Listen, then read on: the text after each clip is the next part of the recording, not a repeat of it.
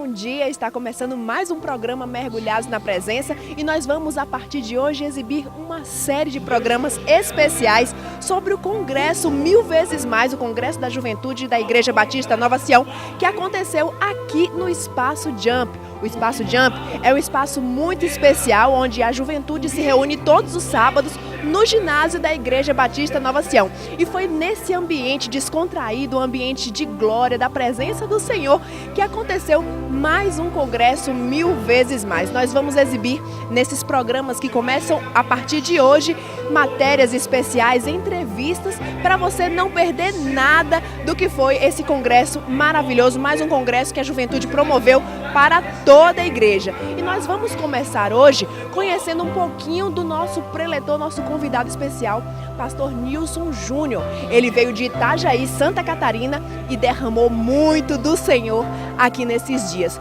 Então vamos conhecer um pouquinho mais deste homem de Deus através da nossa próxima entrevista. Mergulhados na presença de Deus, eu não quero só nadar. Bom dia, nós estamos no Espaço Jump com um dos ministrantes do Congresso Mil Vezes Mais, pastor Nilson Júnior, lá de Santa Catarina, do Mevan. Pastor, como é que está sendo esses dias aqui no Congresso Mil Vezes Mais na Bahia? Está sendo bom, foi muito produtivo esses dias que a gente esteve junto. Nós tivemos um tempo bem precioso e melhor ainda porque é na Bahia e no Nordeste. E já faz 4 anos que nós estamos vindo ao Nordeste brasileiro, no estado da Bahia, viemos todos os meses, porque acreditamos que Deus está movendo algo aqui na Bahia. Então estou muito feliz do Senhor e grato a Deus pela oportunidade de poder cooperar com aquilo que Ele está fazendo. O senhor falou que já tem vindo muitas vezes aqui na Bahia, ele está falando da missão que acontece aqui na Bahia, a missão lá no Nordeste, no Juazeiro, né? Pastor, como é que se move essa missão lá no Juazeiro? Quais pessoas têm sido tocadas? Hoje nós temos uma base de missões que trabalha em Juazeiro da Bahia, no Horto do Salitre, é uma comunidade de zona rural. E nesses últimos 4 anos nós estamos desenvolvendo um trabalho da vida e da missão da igreja. Estamos de casa em casa, de povoado em povoado, partindo o pão na comunhão dos santos, desenvolvendo atos de justiça, que são os projetos sociais da igreja, e também desenvolvendo o Ministério da Palavra. O senhor falou sobre a questão também de desenvolver. O que é que está no coração? O senhor também falou sobre desenhar aqui no Congresso, que Deus desenha coisas. O que é que Deus está desenhando no seu coração para este tempo? Esse é um tempo de transição sobre a igreja brasileira. Nós entendemos que o Pai, nesses dias, ele está liberando e despertando uma geração que vão cooperar na edificação da sua casa. A igreja brasileira ela é carregada de palavras de profecias, palavras proféticas, onde ela tem um encargo de alcançar nações, tribos, outros povos e outras línguas. E nesse tempo, há um mover e um despertar do céu, há um desenho do céu sendo baixado para a gente só precisa incorporar a mensagem, encarnar a mensagem. Não é mais sobre o que estamos falando ou fazendo, mas é aquilo que nós estamos nos tornando, semelhante a quem nós estamos ficando. Esse é o entendimento que nós temos nesses dias a respeito daquilo que o Pai está fazendo sobre o Brasil. Diante desse entendimento do que o Pai tem feito nesses dias e também um momento de transição, qual é a mensagem que você pode deixar para o pessoal em casa para este tempo? São dias de tomarmos posicionamento. A gente costuma dizer por onde passa que eu não quero mais ir na igreja, eu quero ser a igreja. E nós não queremos só participar das reuniões, cantar, ter uma boa palavra, mas nós queremos ter atitudes na terra nesses dias que revelem o caráter do nosso Pai. Essa é a nossa expectativa, essa é a nossa convocação para homens, para mulheres, para esses irmãos que frequentam a igreja do Senhor Jesus, que se posicionem, que tomem decisões na sua vida e que as suas atitudes falam mais do que as suas palavras. Esse é o nosso desejo para esse tempo. Pastor, muito obrigado por estar aqui na Bahia, estar em Vitória da Conquista, trazendo a palavra do Senhor para a gente. Diante dessa palavra de se posicionar no Senhor, nós vamos assistir uma ministração, mas é depois do intervalo. Mergulhados na presença de Deus,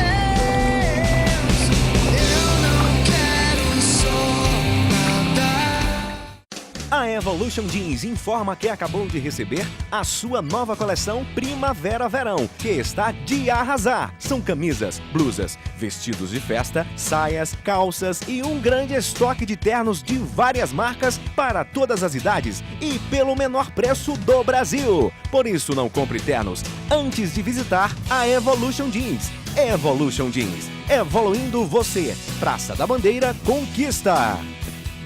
Todos os dias você precisa mergulhar na presença de Deus, mas aos sábados o seu mergulho é junto com o apóstolo Edilson e o programa Mergulhados na Presença. Matérias, entrevistas, ministração da Palavra de Deus, campanha de oração e muito mais. Todo sábado na TV Aratu SBT às 7 da manhã. Oferecimento Evolution Jeans, evoluindo você. Praça da Bandeira, Centro. Mergulhados na presença de Deus. Eu não quero só nadar.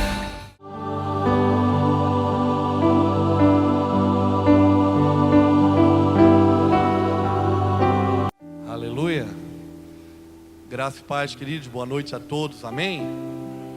Aleluia. Muito bom estar entre os irmãos nessa noite. Para nós é um privilégio poder cooperar com aquilo que o Pai está fazendo. Como o pastor falou, nós sempre passamos por aqui. Nos últimos 4 anos, o Senhor Ele nos permitiu estar no estado da Bahia, desenvolvendo um projeto missionário na cidade de Juazeiro. Então, todos os meses, pelo menos de 5 dias a uma semana, a gente passa aqui no estado da Bahia.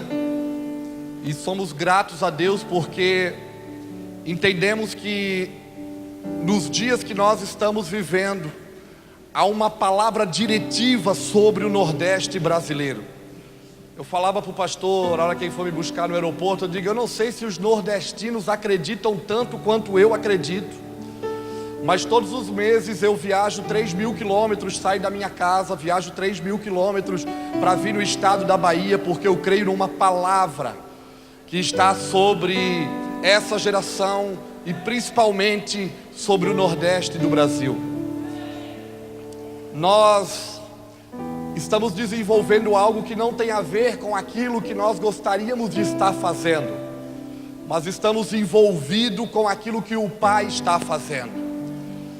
João 5,17, um dia de sábado, o Senhor Jesus ele foi questionado por aquilo que ele estava fazendo num sábado, e a resposta dele foi imediata. Ele disse, olha, o meu Pai trabalha até agora e eu também trabalho. Ele estava dizendo, o meu Pai está envolvido num projeto, o meu Pai está fazendo um negócio e eu estou envolvido naquilo que o meu Pai está envolvido. Esse é o nosso coração, é o nosso sentimento. Nós queremos estar envolvido com aquilo que o Pai está fazendo. E nós entendemos que o Pai nesses dias está promovendo uma colheita no Nordeste brasileiro. Nos 9 estados do Nordeste existe 10.000 povoados ou 10.000 comunidades, 14 milhões de pessoas, com menos de 1% que conhece o Jesus bíblico. E há 4 anos nós estabelecemos uma casa no meio do sertão de Juazeiro, viramos plantador de melão porque nós estamos encarnando uma mensagem. Isaías 35:1 diz que o deserto e a terra seca se alegrarão e o ermo florescerá. Como nós choramos por essa terra. Eu não sei quais são as suas expectativas, eu não sei o que você espera, mas eu tenho grandes expectativas por aquilo que o meu Pai está fazendo e por aquilo que Ele vai promover nesses dias. Amém? Nós estamos orando nesses dias, irmãos, por uma geração que se levante para dar uma resposta à expectativa que tem no céu e ao clamor que há na terra. O nosso coração nesses dias ele queima por homens e mulheres, por uma igreja que não se contenta mais só com uma canção, que não se contenta só com uma boa palavra ou uma boa pregação, Uma igreja que não quer mais vir à igreja, mas ela quer se tornar a igreja. Uma das coisas que nós aprendemos da caminhada é que eu posso fazer parte de uma reunião como essa sem ser a igreja de Jesus. Uma das frases que nós usamos nesses dias é: eu não quero mais ir à igreja, eu quero ser a igreja. Eu e você, nós somos o elo de ligação entre céu e terra. Há uma expectativa no céu sobre os nossos dias. E há um clamor na terra esperando a nossa manifestação. Na minha loucura santa, eu acredito que o Pai se levanta todo dia do seu trono, olha para a gente e diz: esses caras hoje vão entender. Eles vão entender o quanto eu estou desejoso por me manifestar neles e através deles. E o apóstolo Paulo também diz, quando escreve aos Romanos, no capítulo 8, ele vai dizer que há uma ardente expectativa na criação, que ela suspira, anseia desesperadamente pela manifestação dos filhos de Deus. Eu e você, a igreja do Senhor, somos o que liga céu e terra. O que define igreja, irmãos, é um grupo de pessoas que se reúnem em torno de um nome: Jesus, o Rei dos Reis. Igreja não é uma estrutura física, igreja é um organismo vivo. Ela é um corpo que foi chamado para se movimentar a partir das ordens do cabeça, Jesus. Aquilo que Paulo escreve a Colossenses, que Cristo é o nosso cabeça e nós somos o seu corpo. E nesses dias o nosso coração ele tem batido forte, porque acreditamos que há uma palavra sobre a igreja brasileira. Fazem 40 anos que o Senhor tem profetizado sobre a nossa nação. Eu estava nascendo, eu tenho 40 anos. Eu estava nascendo nos dias que o Senhor começou em várias partes do mundo e com muitos profetas nessa nação a liberar uma palavra e dizer que nós nos tornaríamos um celeiro de missões. Há 20 anos atrás, o Senhor intensificou essa palavra. E por conta disso nós podemos ver e olhar para trás e ver Deus promovendo a nossa nação. A nação brasileira foi colocada no cenário mundial. Copa do Mundo, Olimpíadas. A economia do Brasil mudou, porque Deus estava movendo a nação para promover a igreja, para que a igreja se sentasse em lugares celestiais e cumprisse a palavra que ela carrega. Como canta o nosso irmão Judson, os anos se passaram e parece que as coisas boas nos roubaram. Já deixa eu adiantar para você desde já, que se você quiser ir embora, vai agora.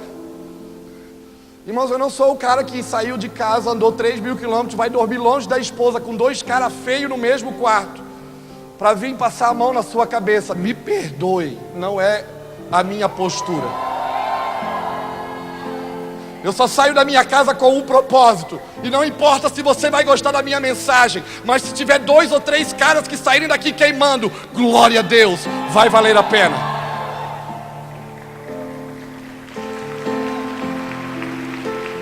Nós não somos animadores de palco e nem divertidores de plateia. Porque eu vou falar uma coisa para você: evento pode realizar aquilo que só o processo vai fazer na sua vida. Então é mais do que um evento, é mais do que um ajuntamento, é mais do que um encontro. Que a gente possa se abrir e deixar o Espírito entrar em nós e selar as suas verdades em nós. E depois de selar as suas verdades em nós, então nós vamos nos levantar, bater no peito e dizer: sou eu esse cara, Deus, que tu queres usar nesses dias. Sou eu essa mulher que tu queres usar nesses dias. Há 5 anos o Senhor tem nos feito caminhar por cima de uma palavra que está em Cânticos, capítulo 4, versículo 16, que diz: levanta vento norte, ou desperta vento norte, sopra tu vento sul, sopra sobre o meu jardim, para que Ele libere o seu perfume, o meu amado, Ele possa deliciar, saborear, regozijar com o perfume do seu jardim. Essa palavra está dentro de um contexto profético. Lembra que eu estou falando que há 40 anos Deus fala sobre a nossa nação. Nesse contexto e na profecia sobre a igreja brasileira, o Senhor disse que o Brasil se tornaria como um jardim. E esse jardim iria liberar um perfume nas nações. Desperta, vento norte. Nós entendemos que Deus está despertando o norte do Brasil. Sopra tu, vento sul. Eu moro no sul, em Santa Catarina, Itajaí. E nós entendemos que o sul nesses dias tem um trabalho: promover um vento que ajude a soprar sobre esse jardim. A cada dia nós estamos mais comprometidos com aquilo que nós estamos ouvindo de Deus. Nós não queremos mais fazer festa. Nós não queremos brincar de igreja. Nós não queremos só pular, cantar e bater palma. Nós queremos ter uma resposta ao clamor dessa geração. E sabe de uma coisa? O Pai está à procura de homens que disponibilizem aquilo que carregam para servir o que Ele está fazendo. Uma coisa que nós temos aprendido é que às vezes nós recebemos palavras do Senhor e comissionamentos do Senhor, e a primeira coisa que a gente diz é: eu não sou capaz, eu não posso. É assim, acontece só comigo ou com vocês também? Quantas vezes Deus falou alguma coisa e a gente diz: eu não consigo. Seja bem-vindo ao clube dos incapacitados. Seja bem-vindo ao ambiente dos imperfeitos. Um dia Timóteo recebe uma carta do apóstolo Paulo. 1 Timóteo capítulo 1, versículo 18. Paulo vai dizer: Timóteo, combate o bom combate, luta segundo as palavras que foram proferidas ou profetizadas a teu respeito. A palavra de profecia sobre a nossa vida, ela cria uma jurisdição, um campo para o nosso funcionamento. E ela também nos habilita, nos capacita para o cumprimento do propósito de Deus. Você está olhando para um cara que não tem condições de fazer o que faz, que não tem habilidades para fazer o que faz, mas há 11 anos atrás era só um drogado na sua cidade, era só mais um maluco que não tinha expectativa de uma vida melhor ou diferente. Mas teve um dia, numa madrugada, que o Espírito do Senhor arrebatou o nosso coração, e de lá para cá a nossa vida tem sido transformada. E sabe o que eu descobri? Que o cara de 11 anos atrás, que não tinha condições de fazer algumas coisas, ele ainda continua aqui dentro. Eu continuo sem habilidades e sem condições de fazer as coisas que nós fizemos. Mas por que vocês fazem? Porque eu não posso mais voltar para trás. E porque a cada manhã o Espírito do Senhor nos habilita para isso. Eu quero chamar você nessa noite a sair para fora, a disponibilizar para Deus o que você carrega. Aos seus olhos parece nada, mas na mão do Senhor é o suficiente. A Escritura conta que em João 6, o Senhor ele compartilha da palavra durante todo um dia, e no final do dia ele tem compaixão de uma multidão que tinha fome. E a Escritura em João 6 vai dizer que ele já sabia o que ele ia fazer, porque se tem uma coisa que ele sabe é o que ele vai fazer. Deus não é um cara que acordou pela manhã e vai descobrir o que ele vai fazer. Não, ele tem um propósito eterno, que tem início, tem meio, e nós estamos esperando o fim, que não é o fim, é o início de um novo tempo. É quando ele voltar para remir e buscar a sua noiva e se manifestar através dela. E a Escritura diz que ele já sabia o que ele ia fazer. Mas ele instiga, bispo, o sentimento dos discípulos. Porque os discípulos chegaram para ele e disseram: Senhor, despede essa multidão. Tinha 5.000 homens, mas contando mulheres e crianças, os teólogos de plantão aí sabem e me ajudam. Tinha 12.000, 14.000 pessoas. Os discípulos olharam para ele e disseram: cara, despede essa multidão, para que eles possam comprar comida, sair por aí, comprar pão. Ele olha para Filipe e diz: Filipe, dê vocês alguma coisa para eles comerem. Filipe entra em desespero. Será que com 200 denários nós vamos comprar pão para todo mundo? A gente sempre faz conta quando Deus manda fazer coisa. Já percebeu, pastor? Deus manda fazer as coisas, a gente quer ir fazer conta. Não dá para fazer conta com Deus, irmãos. A matemática de Deus é diferente da nossa.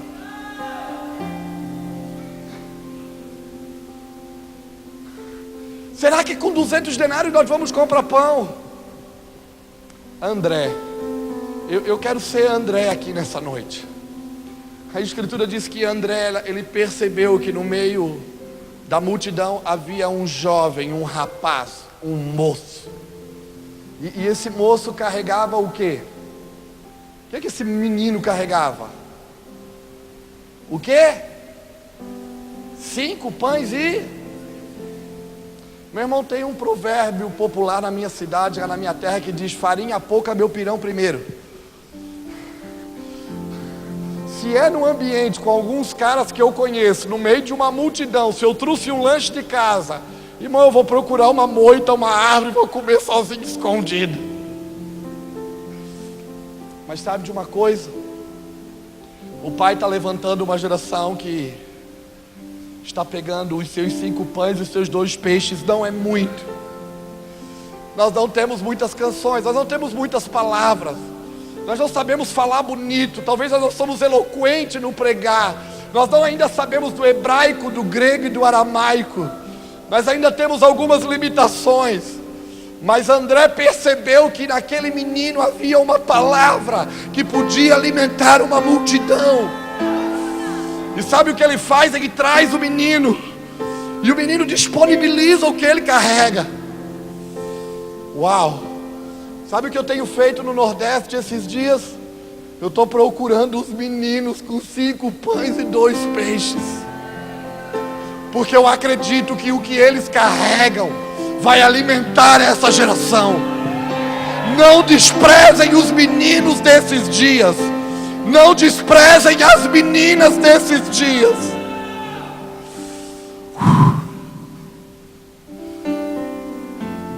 Deixa eu falar para você, o que você carrega é o suficiente. A Escritura diz que Yeshua pega aquele pão e os peixes e ele faz uma oração. Ele pede para multiplicar? Não. A Escritura diz que ele agradece. E depois de agradecer, à medida que ele repartia, se multiplicava. O profeta Joel vai dizer que nos últimos dias os nossos jovens teriam visões e os nossos velhos teriam sonhos. Sabe o que eu tenho acreditado? A igreja que os nossos irmãos mais velhos sonharam, os nossos meninos estão vendo. Por isso que alguns são incompreendidos. Às vezes olham para alguns dos nossos meninos e das nossas meninas e dizem: eles estão muito malucos, eles são muito radical, eles agora só querem saber desse negócio de jejum e de oração. Uau! O que vai dar consistência e estabilidade para a igreja dos nossos dias se chama jejum e oração. Não tem outra maneira e não tem outra forma. O profeta Joel também vai dizer que nos últimos dias os nossos filhos e as nossas filhas vão Uau! Eu sou pai. O meu trabalho nesses dias é preparar um lugar para que os meus filhos possam profetizar. E olha que de filho eu entendo, porque eu tenho 4. Eu falei para o pastor no carro, ele se assustou comigo. Eu digo, pastor, no próximo domingo, dia 20 de março, eu faço 23 anos de casado. Eu tenho 40 anos e casei com 17. Não é a forma mais correta de se fazer as coisas. Deu certo lá em casa, mas não é a maneira. 17 anos, hoje eu olho para os meus filhos, eu vejo o quanto eles ainda são meninos e o quanto eu era menino. Mas aprove a Deus abençoar a nossa casa. Deus está nos chamando à responsabilidade. 1000 vezes mais responsáveis, 1000 vezes mais santos, 1000 vezes mais dedicados ao Senhor, 1000 vezes mais rendido aos seus pés, 1000 vezes mais morto.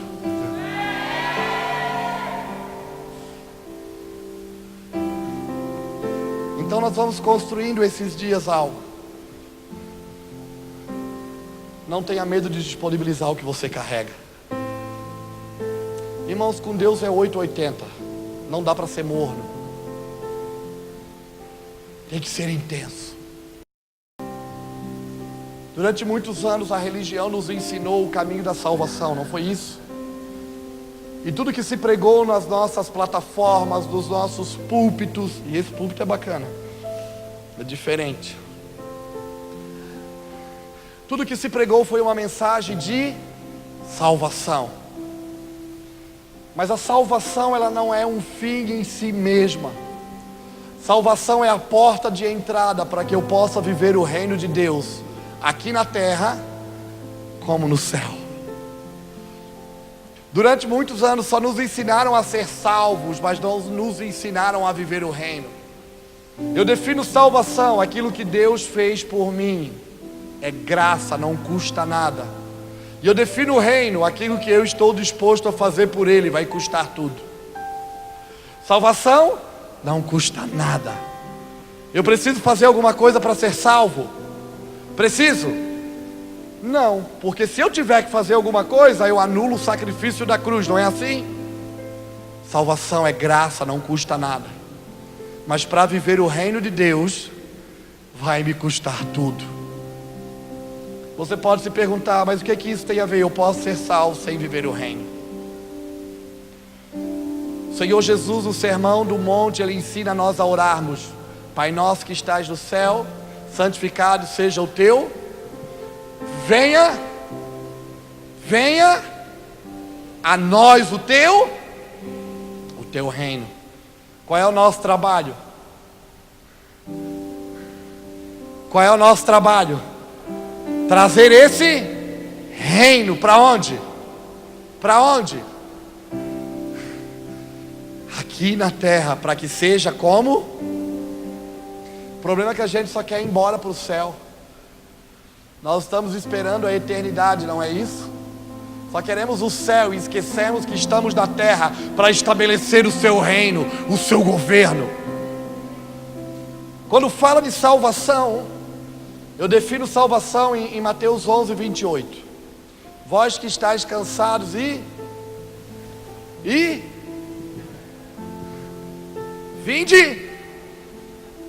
vinde a mim.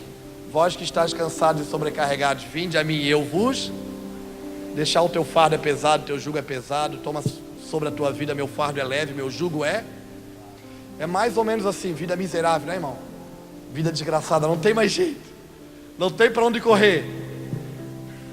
Vem cá, vem onde é que eu estou. Vinde a mim, deixa a tua vida aqui e aprende de mim e toma a minha vida para ti. Isso é salvação. Para ser salvo eu só preciso ir aonde Ele está. Agora, quando eu falo do reino, eu penso numa coisa. Eu defino o reino de um jeito. Para ser salvo eu preciso ir aonde Ele está. Vinde. Mas quando fala de reino, certa feita Jesus, Ele está ensinando os discípulos.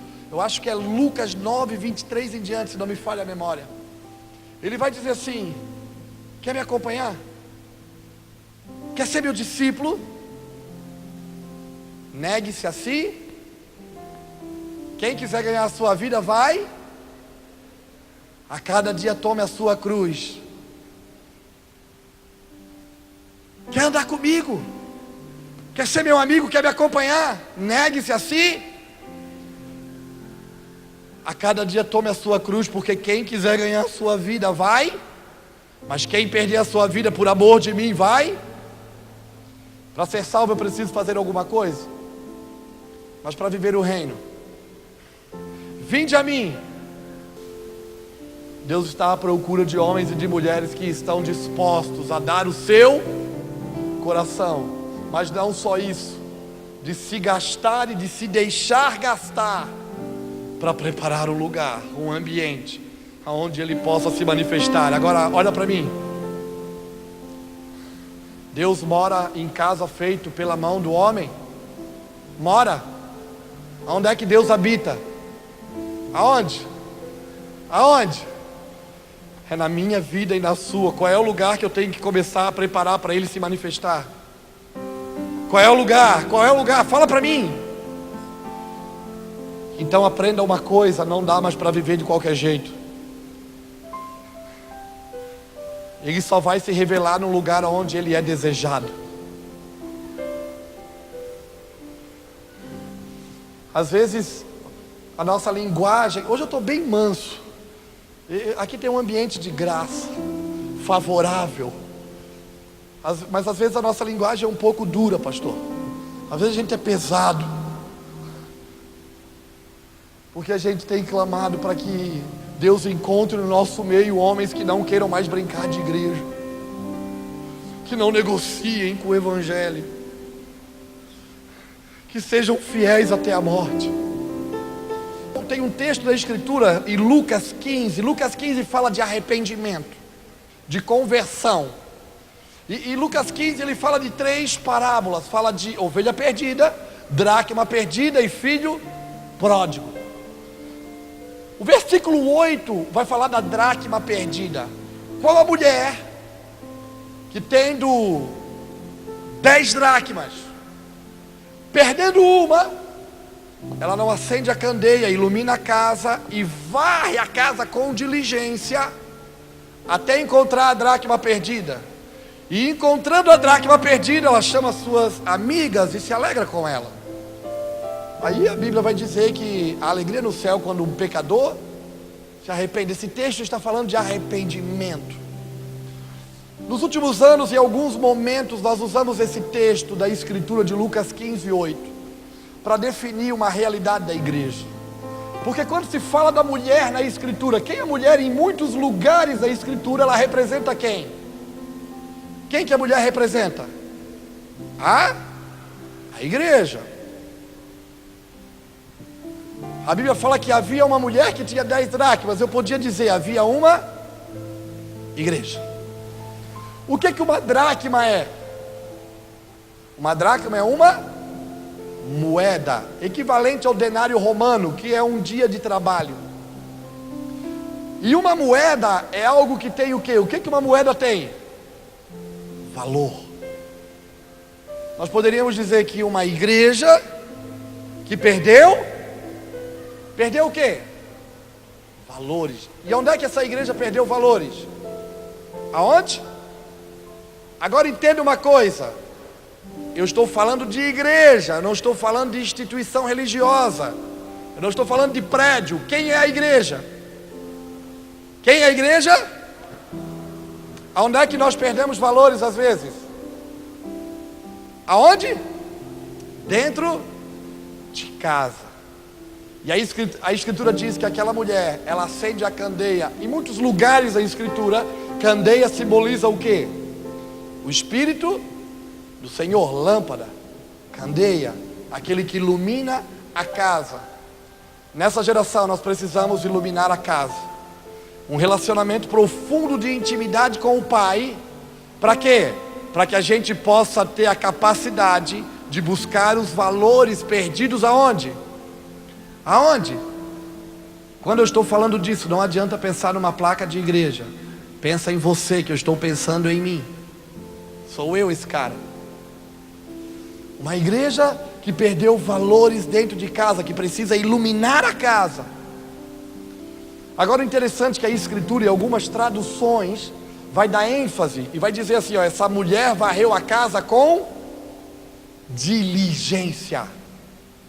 Eu costumo usar de exemplo algumas vezes que eu já falei desse texto, não é a primeira vez, eu falei muitas vezes, sempre que o Senhor nos conduz para isso.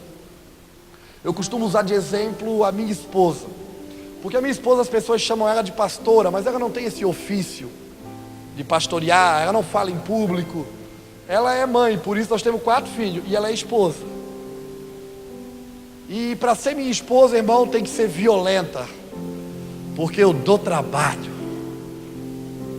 Fazem de 11 anos para cá que o Senhor mudou a nossa vida, mas os outros 12 de casamento, você pensa o tipo de marido que ela teve. E a minha esposa é aquela mulher que gosta das coisas da casa. Sabe a mulher que gosta de passar roupa, lavar roupa? É ela. A mulher que gosta de limpar vidro? É ela. A mulher que gosta de varrer casa, de limpar casa? É ela. Ela gosta da casa. E lá na minha casa, todo dia, a minha esposa, ela faz uma arrumação, que a gente chama que é arrumação diária.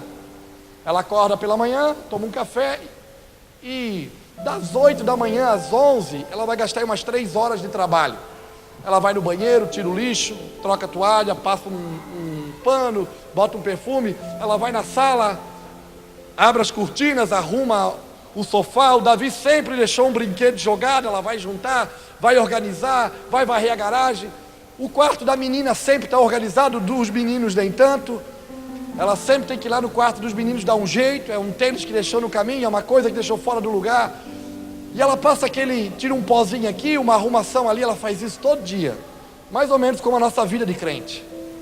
Todo dia a gente arruma a casa, não é assim? Só que lá na minha casa são 6 pessoas, eu, ela e 4 filhos. E uma casa de 6 pessoas, irmãos, não tem jeito, dá muita bagunça. E tem um dia da semana da minha casa que ela faz faxina. Às vezes eu pergunto, qual é a diferença daquela arrumação que ela faz todo dia para o dia que ela faz faxina? Que ela varre a casa com diligência. Porque no texto de Lucas 15:8 parece que é isso que essa mulher fez. O que eu tenho aprendido com isso? Tem algumas coisas que Deus quer mexer com a gente nessa geração, que a primeiro momento, bispo, vai parecer que é uma bagunça. Porque no dia da faxina parece que a casa está mais bagunçada do que o normal. Porque todo dia tu arruma, fica tudo no lugar, mas no dia da faxina tu tira tudo para fora. Aquele bife que tu fritou na segunda-feira, na sexta-feira, irmão, vai parecer o óleo pingado no piso atrás do fogão, porque tu vai tirar o fogão para fora. Não é assim? As coisas vêm à luz.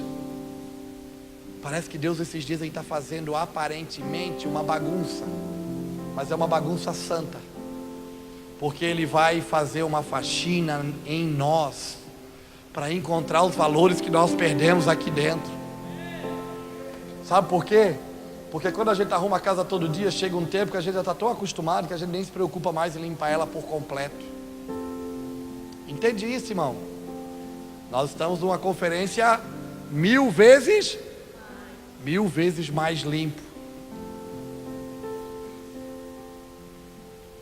1000 vezes mais puro. A minha oração é para que a gente possa se abrir e deixar Ele tocar onde precisa. Estavam tão alegres.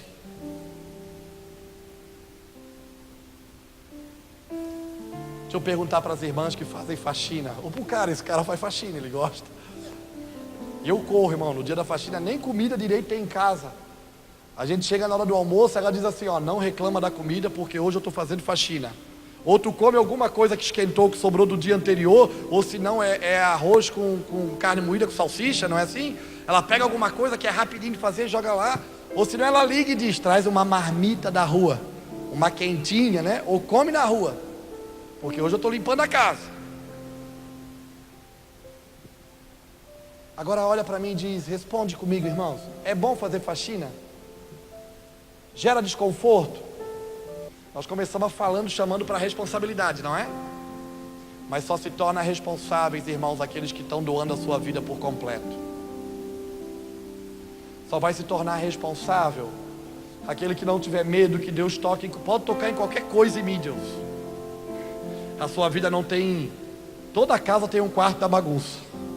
Toda casa tem. Se não é um quarto, é um banheiro que fica do lado de fora, que é o lugar da bagunça. É ou não é? Toda casa tem uma porta secreta. Os homens responsáveis desses dias, eles vão abrir o quarto da bagunça. E eles vão dizer: pode mexer, Senhor. Pode tirar para fora. O que não presta, joga fora. O que dá para consertar, conserta. Mas nós vamos botar tudo em ordem.